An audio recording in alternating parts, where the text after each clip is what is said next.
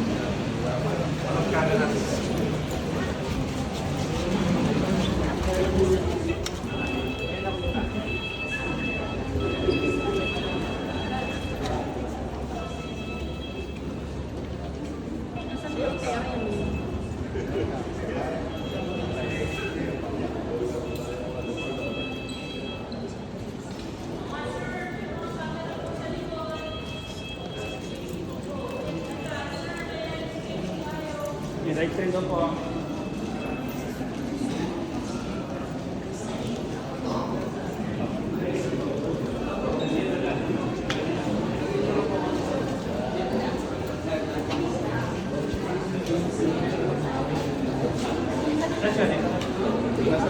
Doon ka daan. Saan tayo? Saan tayo? Diretso na. Saan? Dulo? Doon bukas na pinto. Doon bukas na pinto, sir.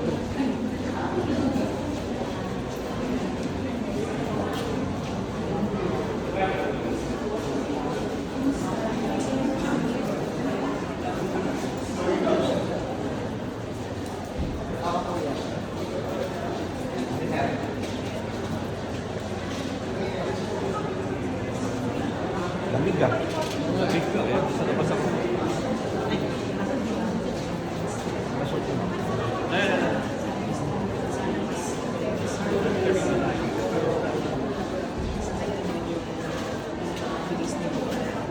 may building po kami na University of America Research Program.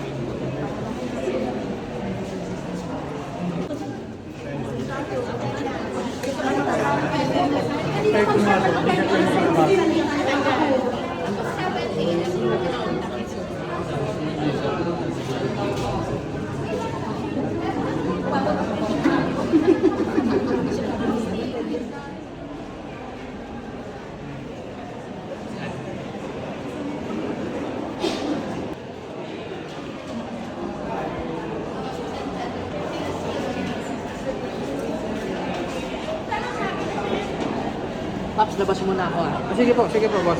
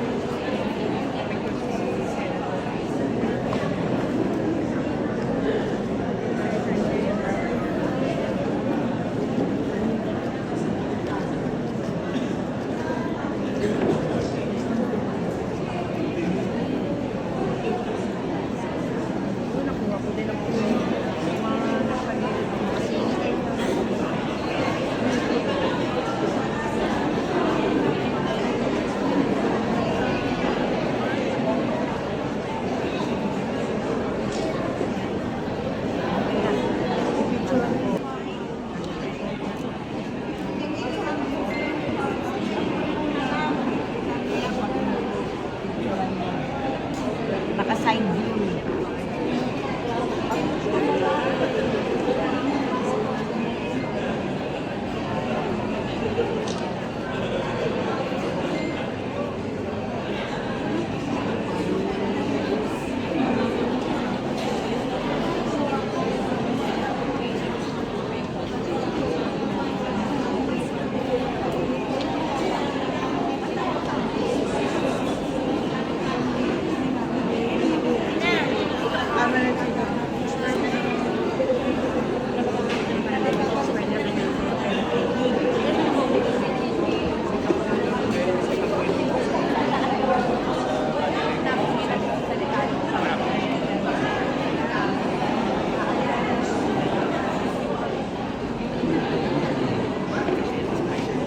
Makasaysayang araw na ito. Dahil makasaysayan po yung ating mga konsultasyong itinaraos. Maraming po salamat sa local government ng Calamba, lalo na sa kanilang Mayor Ross Rizal, na kung paano po nito sa isang kasal. Isang actually, sa June. 2 beses na po, malapit na po tayo mag-Grand Slam, Mayor. Pagninong-ninang sa isang masayang okasyon ng kasal. At gayon din kay Vice Mayor Lazaro at kay Calamba City Administrator. Para po sa inyong mainit na pagtanggap, maraming salamat po. Mga mamamay ng Calamba. Dito sa Calamba, ang kapanganakan ni God Jose Rizal, ang ating pambansang bayani. Para nga pong diwa ni God Jose Rizal ay gumagabay po sa atin hanggang sa mga konsultasyon nito. Kasi kamahalaman naman, nandun naman po kami sa Jose Rizal High School sa lungsod ng Pasig. So, mukhang ginagabay po tayo ng diwa ng ating mga bayani at ating mga ninuno, mga ninuno natin lahat. Ngayong araw na ito, isinasabuhay natin ang alaala at kadakilaan ni God Jose Rizal. Minulang, nakipaglaban, namatay, inialay ang buhay para sa Pilipinas. ang Pilipinas natin pinakamamahal, ang ating iniibig na inang bayan, ay pinaglalaban natin ngayon sa pagsulong nga ng Contra Dinastía Bill. Hindi mo rin sa kaalaman natin ang mga pinsalang dulot ng mga dinastiya kung saan nangingibabaw ang konsentrasyon ng kapangyarihan ng iilang pamilya, madalas matatagpuan rin ang korupsyon, kahirapan at kakulangan ng pananagutan. Sa halip na serbisyo publiko sa ordinaryong Pilipino, personal na interes at pakinabang madalas ang nagiging sentro. Kaya nandito po tayo ngayon para baguhin ito. Lalo pong pagandahin ang ating politika para labanan ang kultura ng dinastiya. May tatlong core issue, titignan po natin at ating haharapin ngayon. So, issue na magbibigay buhay at saysay. Una, hintay lang po natin. Susunod na slide. Malapit na yata. Bigyan natin ng kape ang ating slide. Okay. So, ito yung core issues. Una na po, ayan, degree of relationship. Tanong, kung ano bang, o kung gaano kalayong kapamilya ang sakop. 4th degree ba? 3rd degree ba? 2nd degree ba?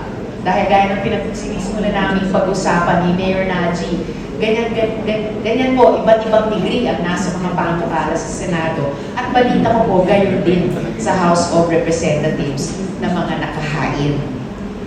Sunod, ang scope of prohibition o ang sakop ng mga posisyon sa gobyerno. Hiwalay ba dapat ang pagbilang ng pamilyang pinagbabawal para sa national positions? Gaya ng presidente, vice-presidente, senador. At hiwalay rin ba ang sa LGU officials? Saan natin bibilangin ang district representatives? National ba? Local ba? Sunod na issue, kung simultaneous o successive ang prohibition. Dito naman, pag-uusapan kung dapat bang sabay-sabay lang ang pagbawal o pati ang sunod-sunod na paghawak ng posisyon ng mga pamilya. So ito po ang mga tanong, pangunahing tanong, baka may iba pa magmumula sa inyo na nais namin i-konsulta sa inyo. Kailangan po natin ay isang batas kontra dinastiya na praktikal at may pagkakasundo. Isang panukalang sumusunod sa konstitusyon, dinig ang mga concerns ng iba't ibang sektor, inuuna ang kapakanan ng botante, at kayang aktwal na ipatupad sa mga totoong sitwasyon sa mga komunidad. So hindi lang po teorya. Kasama po natin ngayon ang ilang mga panelists mula sa lokal na pamahalaan, ahensya ng gobyerno, akadim, at civil society. Sa tulong po ninyong lahat, at ninyo kasama po kayo, ang lahat po ng mga kalahok, buo ang paniniwala ko, ipapasa po natin ang batas kontra dinastiya. Maraming pong salamat.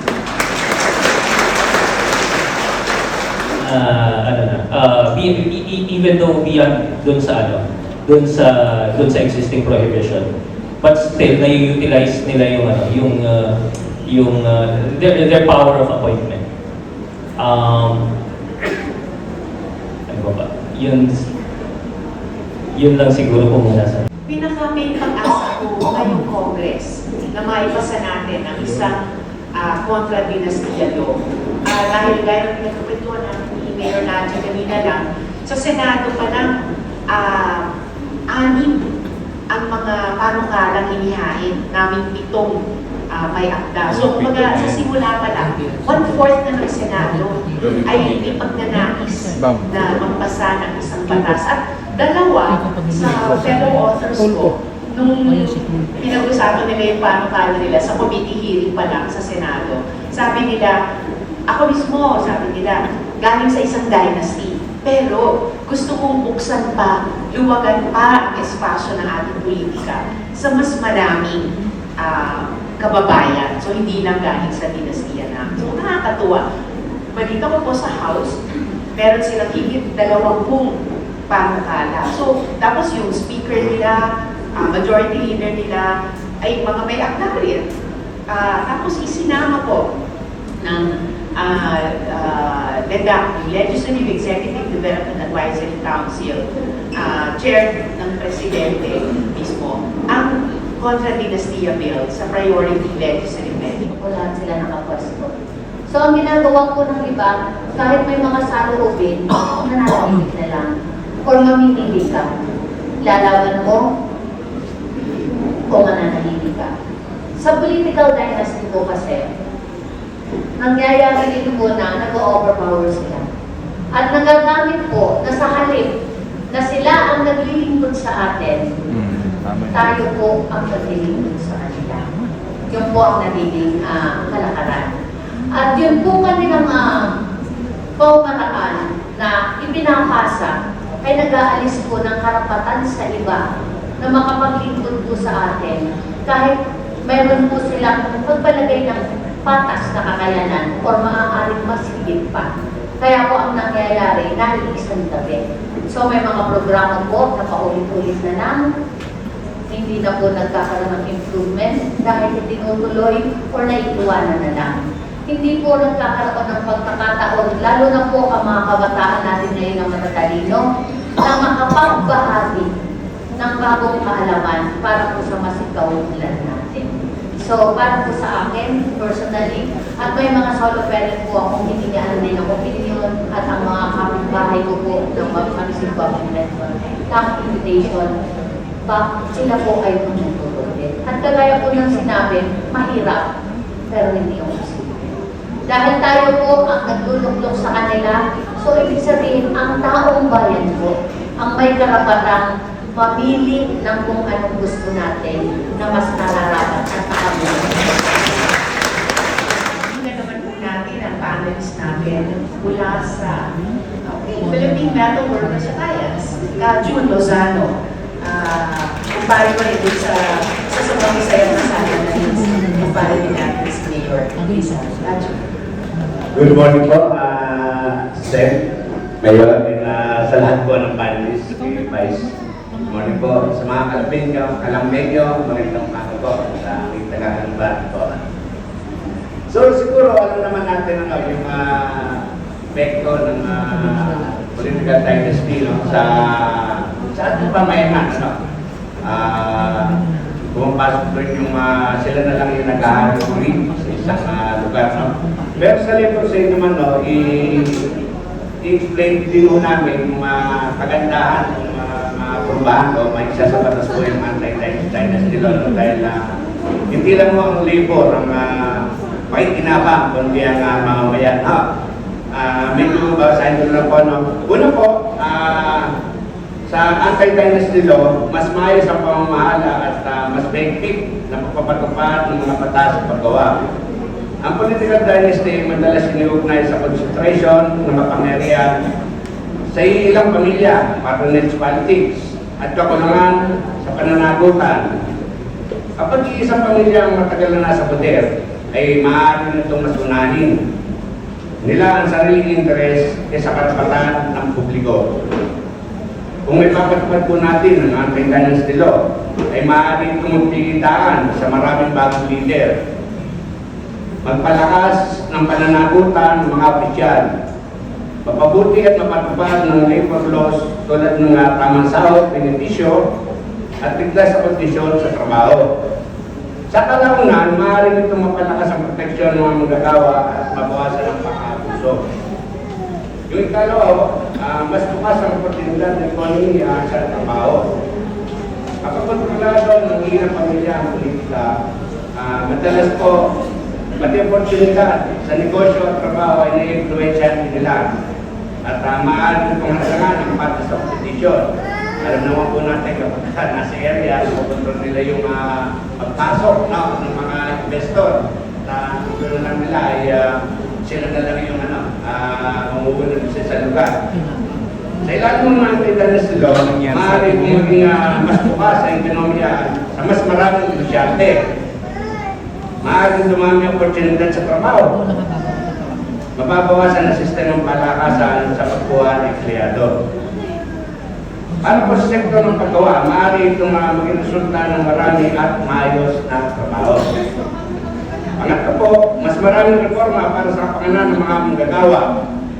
Kung mas maraming bagong leader ang bibigyan ng pagkakataon, maaaring mas pabigyan ng pansin ng issue ng contractualization. Mapalakas ang karapatan ng mga union. Mapabuti ang social protection benepisyo ng mga manggagawa. Mas magiging bukas ang pamahalaan sa mga panukalang batas sa pabor sa mga manggagawa. At ang posibleng hamon po natin, hindi agad-agad mararamdaman ang epekto ng anti-dynasty law. Ilan sa mga posibleng hamon na naman natin, pagtutol mula sa mga makapangyarihang pamilya, posibleng mga butas o loopholes sa batas.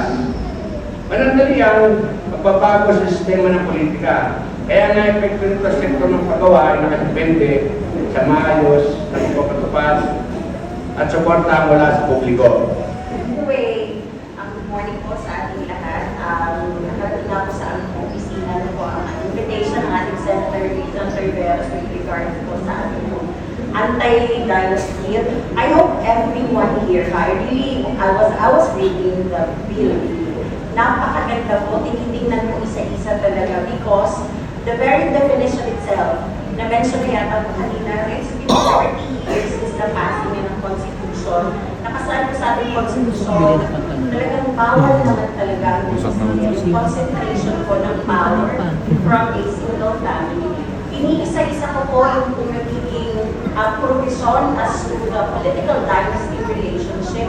Eh paano po ba kapag ito ay isang pamilya, simultaneous ang mag-asawa, hindi ka kaya po ay may succession, napapanahon na po sa tunay na buhay na kailangan po tayo ay may anti-dynasty bill. Because naniniwala po kami, bilang po mga nasa academia, na hindi po na ipapasa minsan o hindi basta-basta na-acquire yung talino at galing ng mga magulang, hindi kaya ay kamag-anak, hindi po yun nakakabit sa apelyido, dapat yun ay na-earn. At kasama na doon, syempre, ay hindi po lagi po ang entitlement ay napapasa. Hindi po ito sa pag-penalize dahil meron po tayong kamag-anak. Ang atin lang ay yung po palayaan ng oportunidad ng lahat na meron po silang access to be in office, to serve the people ay equal. So sana po ay supporting, thank you, Senator. Sana po ay maipasa. Tanong lang po pala, ano po bang ating percentage na yung maipasa? Kaya, yun ang actually sa akin, isa sa aming worry because it has been launching for so long, around 40 years already. So, really, sana po. At sana po, pagtuunan nyo din ang pansin kung alin po doon ang nasasakop at hindi po ay kailangan po yung ating po mga provisions as to the anti-dynasty or contra-dynastiya ng mga relationship. So, napakaganda po. Sana po, kayo po ay mag-agree kung meron ng katanungan ay kayong mga kasamahan dito ay handang-handa po kayo tanungin, ay handang-handa po yung sagutin. Wow, exciting nga marinig, meron na po kayo mga panukalang revisions. Kaunti man, pero very, very welcome po yan dito sa konsultasyon natin at ibabalik po namin sa komite. So, kahit mamaya sa open forum, kung gusto nyo po i-detalye yung mga proposed revisions para pwede po i-consider ng lahat ng mga participants. At iba rin kasi kapag may patimulang mga pagkakasundo sa mga provision at mga proposed amendments, lalo po tayo magkakaroon ng buy-in dun sa ibubunga natin batas. So, mas maigi po yun sa magiging proseso sa mga susunod na buwan. So, yung percentage, so katulad ng paalala ni Attorney Ro kanina na mahirap itong proseso ito. Pero, hindi ako malakas sa mathematics pero kung percentage, definitely more than 50%. Opo. Yeah. At yung probability po na mapahinog natin yan para magbunga ng isang maayos na batas, para masimulan yung pagpapalawak ng ating espasyong pampolitika, ay talagang nasa kamay ng mga mamamayan. Gaya ng sinabi ni Kajun kanina, sumang-ayon dito si Pres Eva. So, sana po talaga, panghawakan po natin itong pag-asa, itong higit more than 50% ng probability na kulang-kulang naman. And to take the ball and that ball and run with it. So, muli salamat po, Attorney Janice. Ngayon naman po, pakinggan po natin mula sa Gawad Laguna Incorporated, samahan ng mga namumukod daming kabataan ng Laguna. My name is H. Lorraine Cata from the Gawad Laguna Incorporated para sa samahan ng mga namumukod daming kabataan sa Laguna. Itong usapin na ito para sa sector ng kabataan, naniniwala ako na yung stat natin, hindi naman tayo dapat lumayo sa kung anong stat ng nakararami. Kasi sabi nga nila, ang boses ng kabataan hindi siyang nananaig ngayon. At malakas talaga ang kabataan when it comes to this, yung ganung usapin. At parang bigyan ito ng emphasis. Dahil ang political dynasty talaga, hindi pa naman talaga siyang mulat sa karamihan sa aming sektor.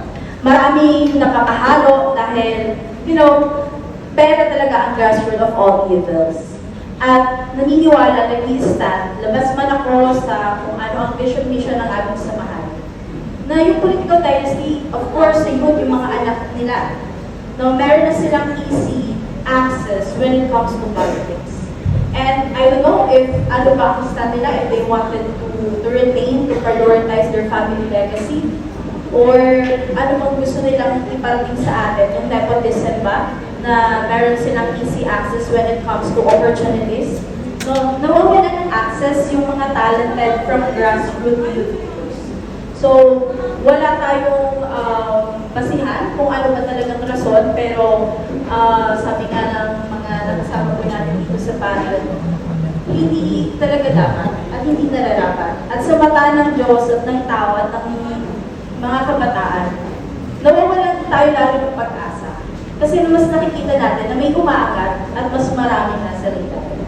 At so far, yun parang po muna, kasi gusto ko pa pong marinig ang ilan pong mungkahi para sa ating lahat. And of course, willing talaga na matuto para sa ikabubuti ng mga kabataan. At para sa namumukod ng kabataan, hindi lang sa Laguna, kundi sa buong Pilipinas. Ang program chair ng Bachelor of Science in Public Administration, National College of Science and Technology, Dasmariñas, Cavite, si Sir Richard Dumantas.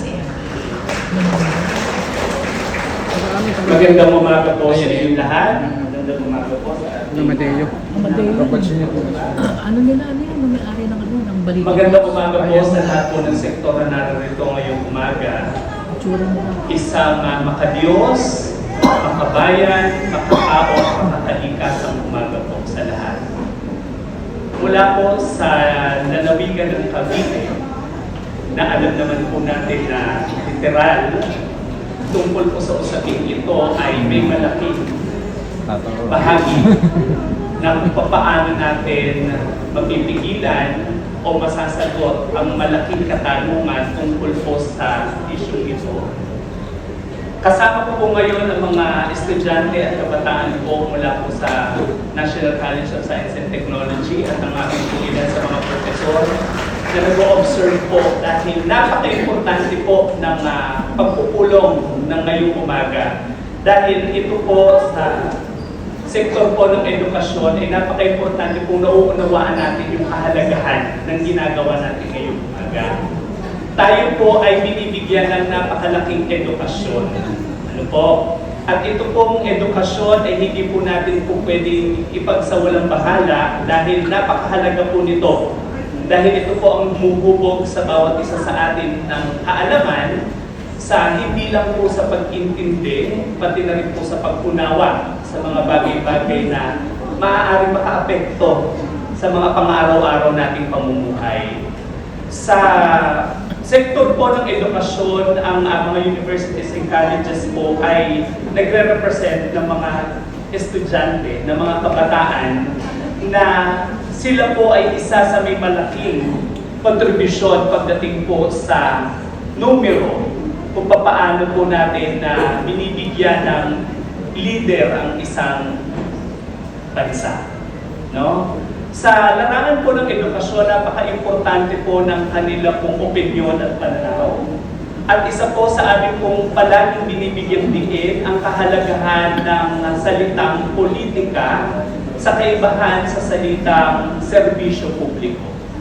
No? Napaka-importante po nito. At kasama din po dito yung mga pag-aaral kung paano po natin mas mabibigyan pa ng malawak na mga impormasyon, yung mga kasalukuyang nararanasan.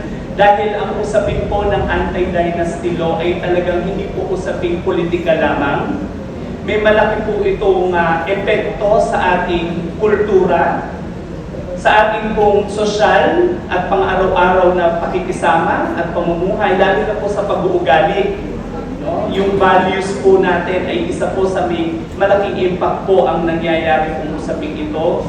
Ganun din po sa larangan ng kung paano po tayo nakikibahagi sa ganitong klase ng mga pagsasama. Po.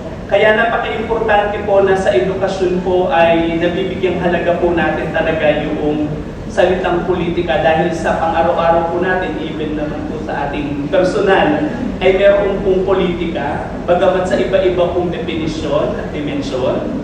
Ganun din po ang serbisyo publiko na naniniwala po kung hindi talaga siya madali. No, maraming pagsubok at marami po tayong pag-angat at pagbaba na mararanasan sa usaping ito.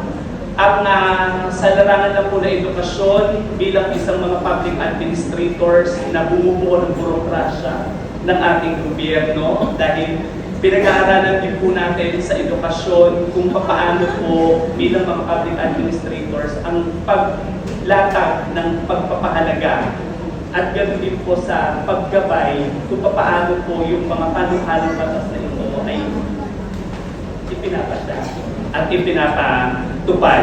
No? Kaya napaka-importante po na sana po manaig sa atin yung kaalaman dahil napaka-importante po sa edukasyon yung pagtitiwala at paggalang sa iba't ibang pananaw, opinyon.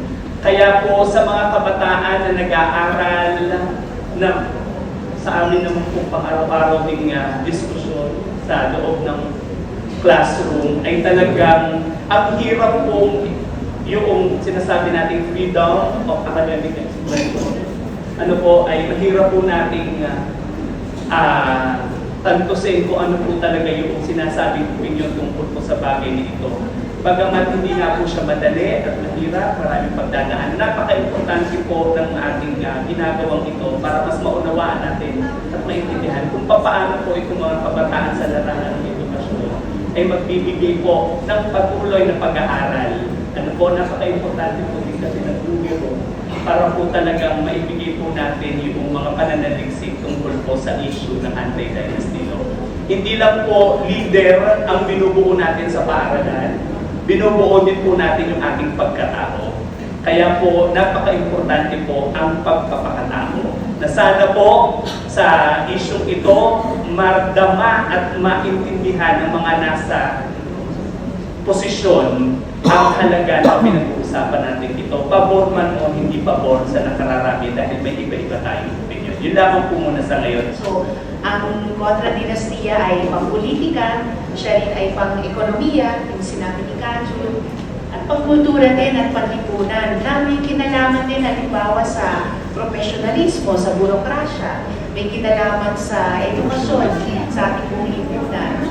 May baka mamaya, lumabas sa open forum, may kinalaman din sa at saka teknolohiya. Napakaganda po yung aspeto na ito rin ay itong usapin ng dinastiya ay isa sa maraming elemento ng pagpapakatao natin, mga tao at natin mga Pilipino sa ating lipunan at sa ating buhay.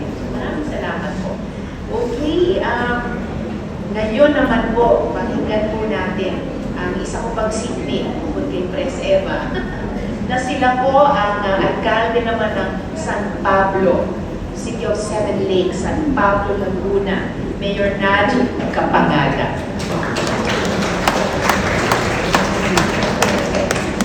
Maraming salamat po, Senator. Pablo. Puno po ako ng... Anyway, ako natutuwa si Senator Pontiveros po ay nagsusubikap na tintingan ng issue nito. Pagkat ang hirap po for any politician to enter an arena which is led by dynasty sa political situation po. Pagkat nung ako po ay kasi ang bilin po ni Arvin, nakapagkwento raw po kung ano nangyari sa labanan. 3 beses po ako nag-attempt, 3 beses lang po ako nanalo. Pagkat ang aking naging katunggali ay mayor for more than 2 ikot na po, bali 18 years. Ang anak po ay congressman, ang pamangkin ay ABC president, kapatid ay mga nasa posisyon din po ako siya ng bayang staff. Napakahirap po. Plus yung resources, hawak nila lahat. So hindi napakadali po ang pinasok na arena. Hindi po madali. At ito po napakagandang ginagawa ngayon ni Senator. Kung mabubuo po ito o hindi magkakaroon ng anti-dynasty bill, ito po yung napakalaking step po para sa ating bansa na umusog pasabong. At talaga po hindi nag-bridge ng talagang pagkuntol ng pag-ulan. Sabi po ni Delino Pala po sa aming consultant sa urban development sa ating syudad, sa San Pablo, ay sinabi niya, if you do not destroy dynasty in this area, if you do not stop corruption in this city, mayayari, imposible kayong umunlad. So, ang una po niyang advice sa akin ay i-get rid ang corruption sa iyong syudad para kayo ay pasukin ng mga investor. That is why San Pablo City now is declared KFC. Cotton Free City.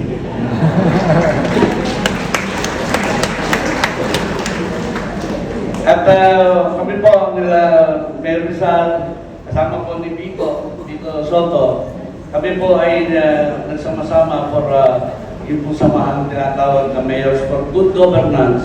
Kasi po kami umaasa na sa pagtutulong-tulong ng mga mayors na at tulad ni Mayor Rizal na ang paghinahanap po ay kaunlaran ng ating bansa. Naniniwala po kami na may pag-asa.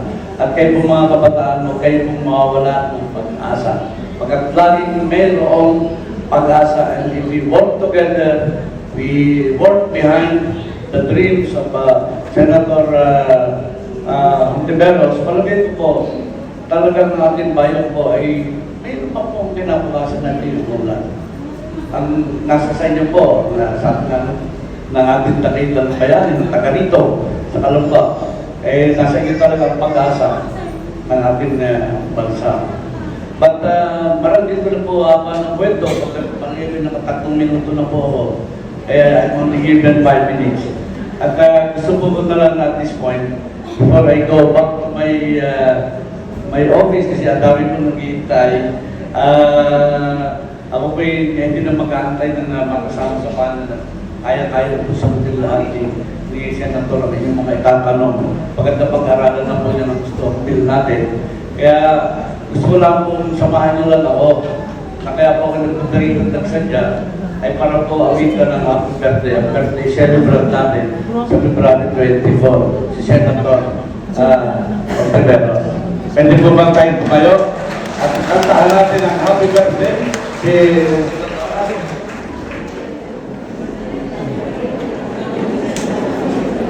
Happy birthday to you. Happy birthday to you. Happy birthday to you. Happy birthday, happy birthday. Happy birthday to you. May God bless you always.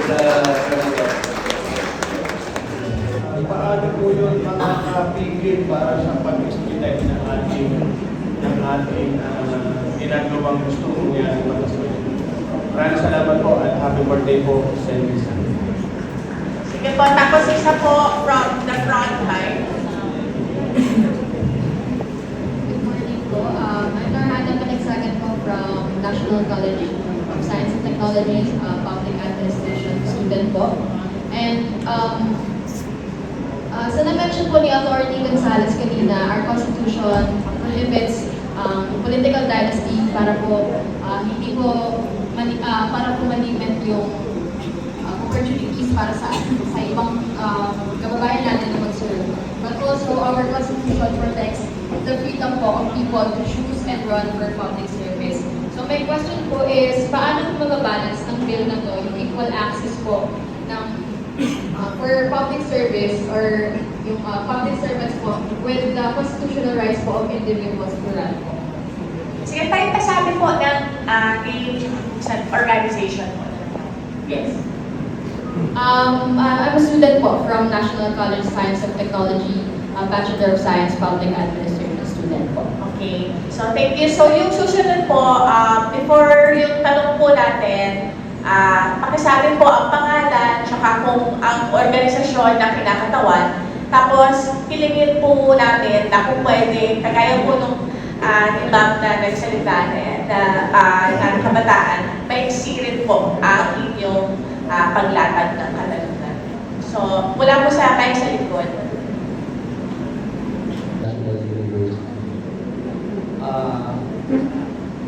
Bihira yung ganitong pagkakataong makapagsalita at sabihin kay Madam Lisa Ontiveros ang aking paghanga sa iyong katapangan, sa iyong paninindigan para sa karapatan ng hindi nanigilan o hindi karapatan ng nakakaraming Pilipino. Tuwang-tuwa akong pinapanood ka sa mga YouTube kapag ka nagsasalita ka na hindi lang basta malinaw at galing sa iyong puso at isipan, halatang-halatang pinag-isipan mo muna bago ka magbitaw ng salita. Hangang-hanga ako sa ito. At ang aking hamon sa iyo ay sana'y magpatuloy kang ipaglaban mo ang karapatan ng mga Pilipino. Ako po ay isa na ring manggagawa. At nakakapagod po na nagbabayad ka ng tax. Hindi lang isa ang trabaho ko dahil ako ay may pamilyang tinutustusan. Kinakailangan ko pang magtrabaho pa ng pangalawa. Ngunit nakakalungkot na sa kabila ng kapaguran ay hindi ka makaranas ng kasalanan. Yon ay dahil sa mga iilang politiko na nagbubulsa lang ng pinaghirapan namin yaman at hindi para sa karamihan.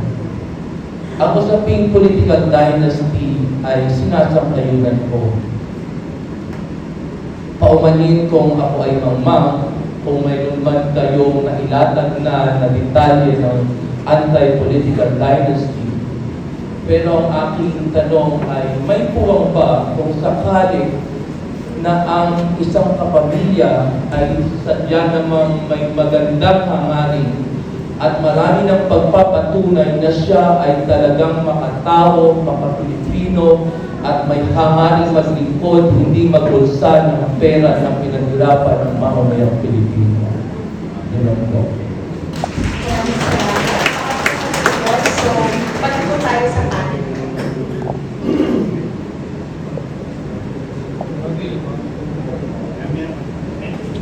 So, initial na thoughts, and then, syempre, hindi ba lahat ng mga panelists gusto magbahagi din tungkol sa mga tanong na naipahayag na.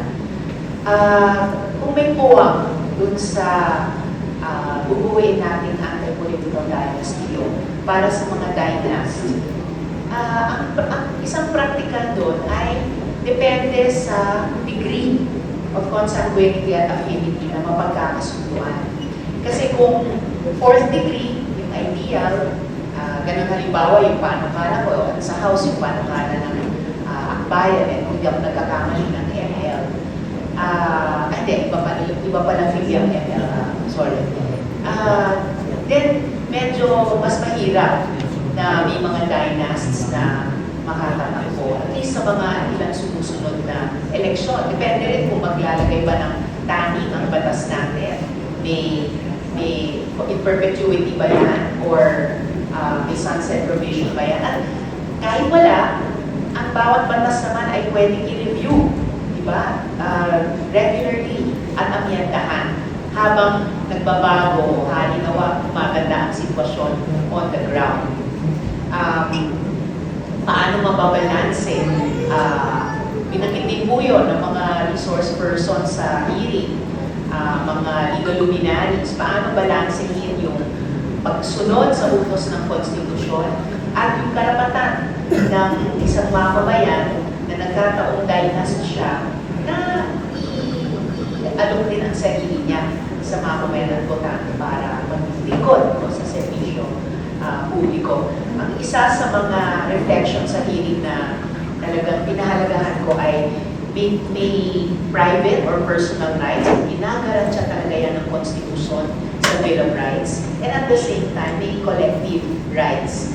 And kung di ako nagkakamali, pati yung COMELEC, yung hearing na yun ay nagsabi na pati yung pagtakbo ay hindi absolute right and in certain circumstances may limitasyon. At ito ay isang, correct me if I'm wrong, ito ay isang halimbawa ng limitasyon for the public good na luwagan ang espasyo ng politika sa mas maraming mamamayan. And of course, ang magiging pagkakaiba nitong anti-political dynasty sa kasalukuyang batas dahil wala pa nga po tayo batas laban sa political dynasty tulad ng iniutos ng Constitution almost 4 decades ago. So for the first time, magkakaroon tayo.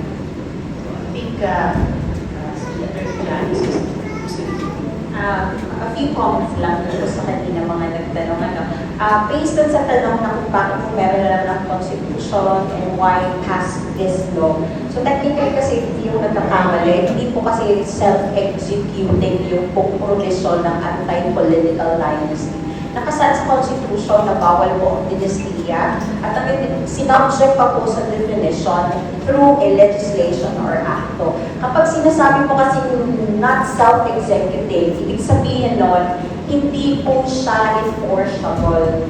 Hindi po na po hindi po natin po pwedeng ipatupad. Ang kagandahan po ng consultative, ito yung actually part ng proseso ng pagpapasa ng batas ng consultative meeting and then later on magkaroon pa sila ng hulay sa Congress ng pagde-deliberate on this law. But they technically would consolidate all our comments and bring also what have been the comments here. Ano po? Wow! That's Dr. Enita Atentilo ng DepEd Laguna. Sa National College of Science and Technology President Emerson Atalanso. Kay Councilor Jerome Patolon, si si Ms. Michelle Pasadas, the Chief Executive Officer ng TLSU Cavite. Palagay ko pinakamagandang campus ng Lasal dito sa Pilipinas. Kay Ms. Palustre, Youth Leader ng Cavite. Ms. Dorothy Nicole Ayoy, Cavite State University. Si Ms. Dennis Manal, Presidente ng Cavite One Rescue. Ms. Jonas Neves, Pangulo ng General Parents Association. At si Pinoon Neves ng Dasmariñas Ballers Club and Cavite Ballers Federation. Ang mga samahan, paaralan at organisasyon natin ito, National College of Science and Technology, De La Salle University, Kalakbayan ng Organization, Pintin Batangas, Atika,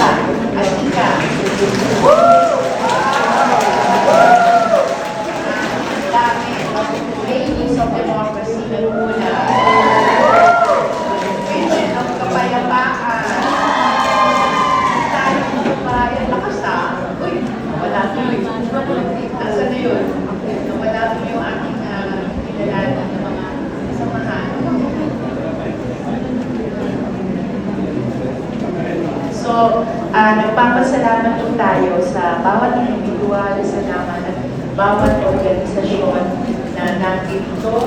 Kasama na rin po ang Federation of Calamba City Writers Club, ang SA Chair ng Calamba City, ang Rotary Club of Sierra Lakes Pride, ang Hagdanan, ang Lyceum of the Philippines University Laguna, ang National University Laguna, Batangas State University at ang Cavite State University. So para po sa ating lahat, ang Contra Dinastia Bill ay hindi laban sa mga pamilya. Ito po ay para sa sambayan ng Pilipino. Ito po ay para sa equal chances, para sa fresh leadership, at para sa real accountability. Kasaysayan ay gumagalaw dahil ginagalaw natin ito bilang mamamayan.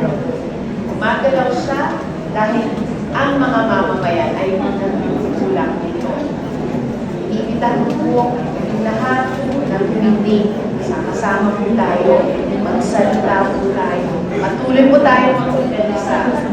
At mamamayan, i-hold nyo to account kaming mga politiko. Tulungan po natin, pagtulungan po natin ang basahan ko. So sa bawat isa sa mga maraming salamat po. Magtuloy po.